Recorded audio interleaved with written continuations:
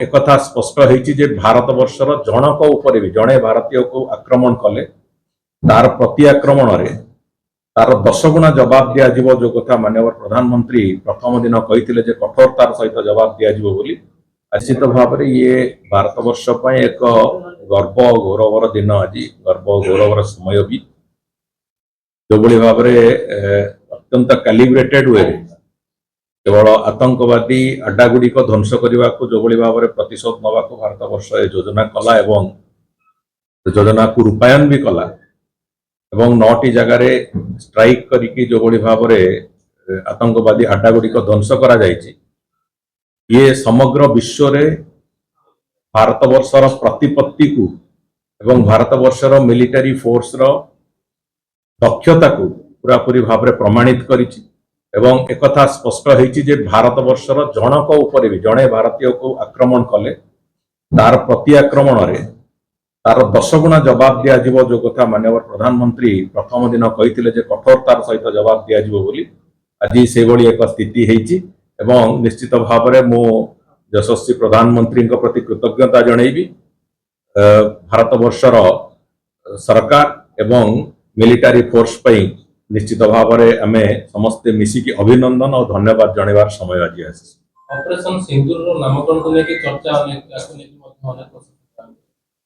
निश्चित भाव में जो ऑपरेशन सिंदूर रो नाम जो भली भाव में अनेक महिला सामना रे तांकर स्वामी मानक हत्या करिवार जो जघन्य काम पाकिस्तानी आतंकवादी करथिले तार पालटा जवाब ऑपरेशन सिंदूर रखिबा निश्चित भाव में मु भाबुची एक यथार्थ नाम एवं तार जो भली भाव रे एवं जो दक्षतार सहित एक कथा को परिपालन करा हिची सी भी निश्चित भाव में हम समस्त एक गर्व गौरव ए अटैक रे महिला मानकर मध्ये योगदान थिला जहां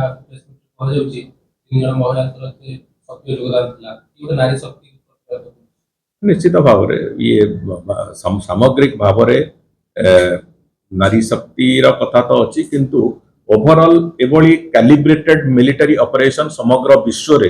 कोटी केबे देखा जाय नतला प्रथम थर करी भारत वर्ष कला जोतरे कोनोसी सिविलियन कर कोनोसी क्षति ही नहीं किंतु टेररिस्ट ऑर्गेनाइजेशन एवं टेररिस्ट को संपूर्ण ध्वंस करिवारे सक्षम होइछथि एभली calibrated military operation normal course रे कोनोसी देश भी आज पर्यंत करि पार नतले आज भी अनेक देश भितर युद्ध चली किंतु सेतर अनेक सिविलियन कर हताहत होउछथि जोटा कि एई लड़ाई रे एतिरे संपूर्ण रूप से कथाटी को सरकार केंद्र सरकार एवं भारतर मिलिटरी ऑपरेशन पूरा पूरी भाव में सेतिरु निजको व्याहत रखी कि जो टार्गेटेड पॉइंट्स से गुडी को ऊपर जो दक्षतार सहित अटैक करचंती से निश्चित भाव में एक अत्यंत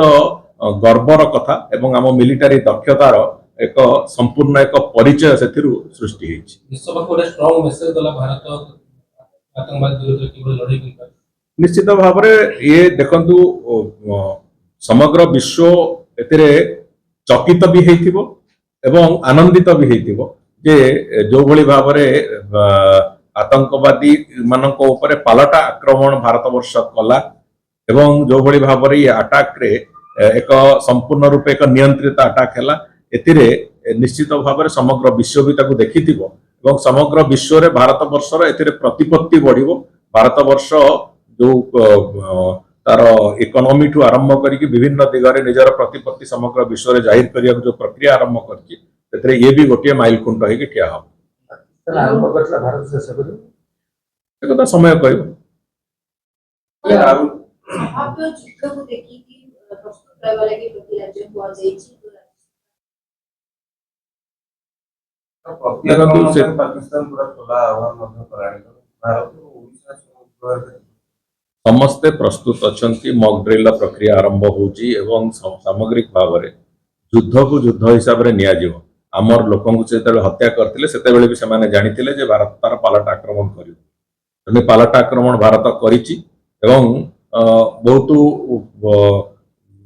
नियंत्रित भाव से कथा को करिछि जदि काली पाकिस्तान कोनोसी मते यार जवाब दबा को चेष्टा करिवो भारत वर्ष जो उग्र रूप देखैबा थारे आरंभ कले पाकिस्तान रो स्थिति रहिबो नै एक कथा भी पाकिस्तान जानिछि तणु करी तांकर नेतृत्व तांकर मिलिटरी ऑपरेशन थिबा लोक माने तांकर जो कथा कहिबार शैली प्रतिदिन परिवर्तन होउछि सेही दृष्टिकोण रु हमें पूर्ण विश्वास अछि ଯେ ପାକିସ୍ତାନ ସେ ଦୁଃସାହସ କରିବ ନାହିଁ ଏବଂ ଯଦି ଦୁଃସାହସ କରେ ଭାରତ ବର୍ଷ ତାର ପାଲଟା ଆକ୍ରମଣ ପାଲଟା ଜବାବ ନିଶ୍ଚିତ ଭାବରେ ଦବ ଏବଂ ପାଲଟା ଜବାବ ଦେଲେ ପାକିସ୍ତାନ ନିଶ୍ଚିହ୍ନ ହେବାରେ ବି ସମୟ ନ ଲାଗିପାରେ ଏ କଥାର ବି ସମ୍ଭାବନା ଅଛି। ଆଉ ଗୋଟେ କଥା ଗତକାଲି ମୁଖ୍ୟମନ୍ତ୍ରୀ ଚିଠି ଲେଖିଛନ୍ତି ଆଶା କରୁଛନ୍ତି ମୁଖ୍ୟମନ୍ତ୍ରୀଙ୍କ ଚିଠି ପରେ ଲୋକମାନେ ଅନୁରୋଧ ଜଗନ୍ନାଥ ଧାମ